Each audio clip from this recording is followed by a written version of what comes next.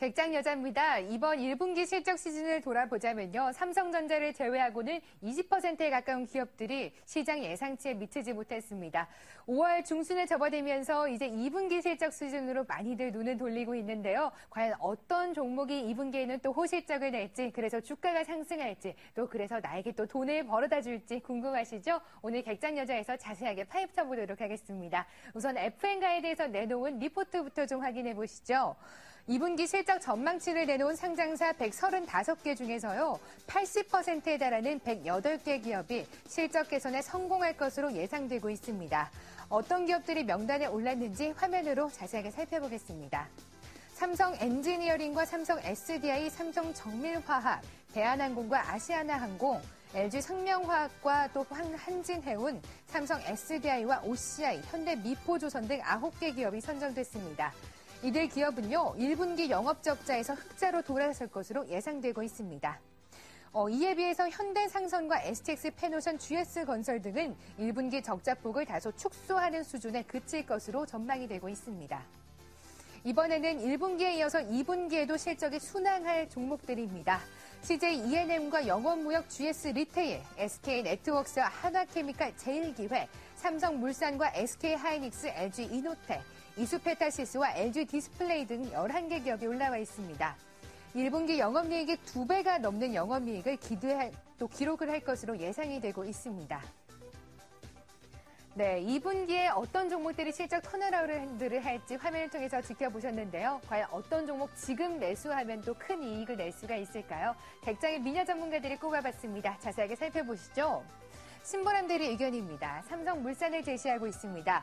호주 로이힐과 삼성전자 17개 라인이 매출화되면서 소주의 연간 달성 가능성 높아졌습니다. 2분기에도 수익성이 개선될 것으로 기대되고 있습니다.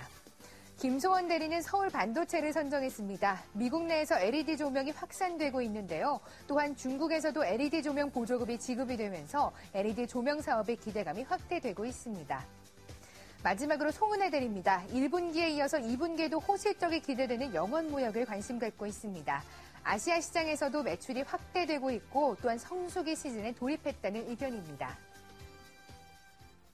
네, 이분의 의견은 화상을 연결해서 좀 더 자세하게 들어보도록 하겠습니다. 동양증권 금융센터 삼성역 지점의 박진희 차장입니다. 안녕하세요. 네, 안녕하세요. 네, 이제 2분기 실적 시즌으로 한번 눈을 돌려봐야 될 때입니다. 지금 한창 이야기를 나눠봤는데요. 과연 어떤 종목이 호실적을 낼지 또 주가가 상승할지 궁금하거든요. 네, 사실 기본적으로 호실적을 낼 수 있는 업종들은 거의 대부분 정해져 있습니다.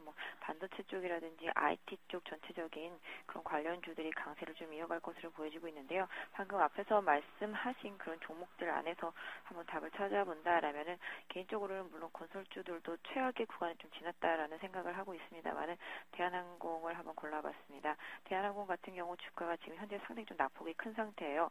지난번에 한 3만 원 이탈 바로 직전에 반등해서 지금 한 36,250원 정도 보여주고 있는데요. 대한항공이 가장 안 좋았던 부분은 환율 부분을 떠나서 전체적으로 봤을 때 수급 부분이 너무 안 좋았었고요. 그다음에 실적 같은 부분도 상당히 좀 안 좋았습니다. 특히 이제 여객 부분은 어느 정도 좀 유지가 되는데 화물 부분에 대한 개선이 좀 미진했던 그런 부분이 있었습니다. 사실 화물 부분 같은 경우는 IT 쪽에 수출이 늘어나면 당연히 같이 받쳐줘야 되는데 그렇지 못했던 점이 좀 아쉽고요. 그다음에 중국의 조류 독감이라든지 일본의 엔화약세 이런 부분들이 전체적으로 해외 관련 근처에 있는 여행객들 좀 많이 더 실어 나르지 못했다라는 점에서 조금 단점이 좀 있을 수 있었는데요.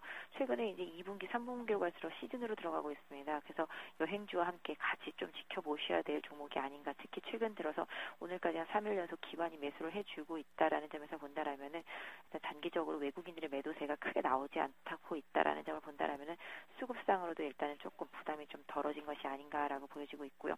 가격적으로는 지금 한 36,500원이기 때문에 보유하신 분들은 한 35,000원 정도를 지지 라인 내지는 수제선으로 설정하시고 보유하시고요. 단기적으로는 약 한 39,000원에서 4만 원 정도까지 짧게 한번 노려보시는 전략 쓰시면 좋을 것 같습니다. 네, 4월 달에 좀 크게 밀려났다가 5월 달에는 주가 꿈틀대기 기대가 되는 대한항공입니다. 39,000원에서 4만 원 선으로 단기적인 목표가 설정해 주셨습니다. 이번에는 주간 공략주를 점검해 보도록 하겠습니다. 테라세미콘이었는데요. 사실 올해 들어서 주가가 좀 박스권 안에 받쳐 있는 듯합니다. 특히나 이번 주에는 손절가를 이탈을 했습니다.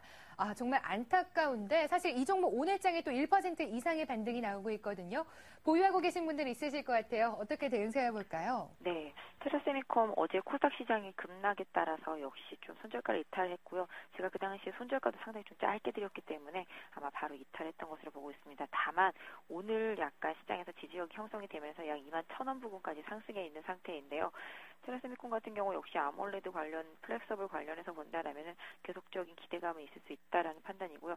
최근에 보셔서 아시겠지만 어제 좀 기간이 많이 팔아서 그렇지 오늘도 다시 되사주고 있다라는 사실을 좀 봐주신다라면은 투신권의 매수세, 그다음에 최근에 보험권의 매수세, 특히 뭐 기금 같은 경우 최근에 좀 많이 팔았는데 오늘은 일단 딱히 좀 매물이 출회되지 않고 있습니다. 그래서 지금 현재 상태라면은 테라세미콤 혹시 보유하고 계신 분들이라면은 오늘 저점권이 한 24,000원 정도, 이 정도 선을 손절가로 두시고요. 뭐 그 가격 깨지 않는 선에서 좀 거래량 증가가 나타난다라면은 오늘 뭐 저점 매수를 노리시는 분들은 한번 해보실 수도 있을 것 같고, 만약에 기존 보유자라면은 아까 말씀드린 대로 저점 안깨면 보유하시고요. 대신에 좀 반등했을 때 22,000원 선 정도 강하게 뚫지 못한다라면은 비중을 조금 줄이셨다가 안착하는 거 확인하신 후에 재매매하시는 전략이 좋을 것 같습니다.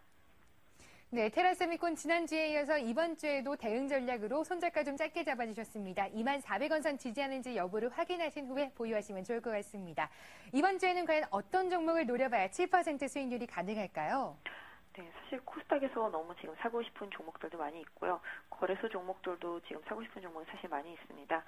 일단은 아까 뭐 대한항공 같은 경우도 뭐 답이 될 수 있을 것 같고요. 코스닥 종목 중에서 오늘 하락은 했지만 가격적인 메리트와 수급에서 크게 하자가 없는 와이솔 골라봤습니다.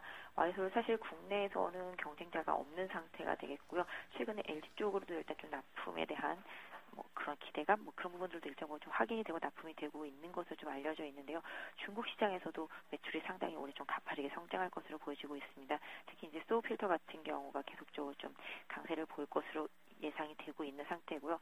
최근에 무상증자 이후에 주가가 급등했다가 다시 지금 하락을 하면서 무상증자 전 바로 한 직전 가격대 그 정도 수준 상단까지 지금 온 상태고요. 어제 같은 경우도 시장 급락하는데 외국인과 기관은 매수를 했습니다. 그럼에도 불구하고 개인들이 좀 매도를 하면서 하락을 한 상태가 되겠는데요. 최근에 좀 BW 물량들이 조금씩 들어오고 그런 부분들이 조금 수급에서 부담이 되고 있습니다만은 오히려 투신권은 강하게 계속 매수를 유지해주고 있다라는 측면에서 본다라면은 와이솔 같은 경우 13,500원 오늘 저점권 안 깨는 수준이라면은 저점권에서 계속 분할 접근은 유효해 보이고 있고요. 단기적으로는 뭐 직전에 하락하기 전에 가격대 15,000원에서 16,000원 부분까지 목표가 드릴 수 있을 것 같긴 한데요. 아주 길게 좀 하반기까지 길게 보신다라면은 조금 더 목표가를 올려잡아도 될 것 같습니다.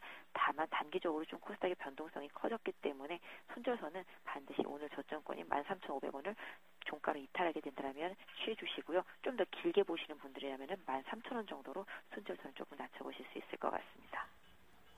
네, 단기적으로 보실 분들은요, 손절선 13,500원 종가상으로 또 확인해 주시면 좋을 것 같고, 길게 보실 분들은 한 13,000원까지 지지선을 확인해 보는 게 좋을 것 같습니다. 오늘 장에도 3%대 오르고 있는데, 이번 주 내내 더 큰 상승세 기대해 보도록 하겠습니다. 오늘 객장 여자는 박진희 차장과 함께 했습니다. 말씀 고맙습니다. 네, 감사합니다.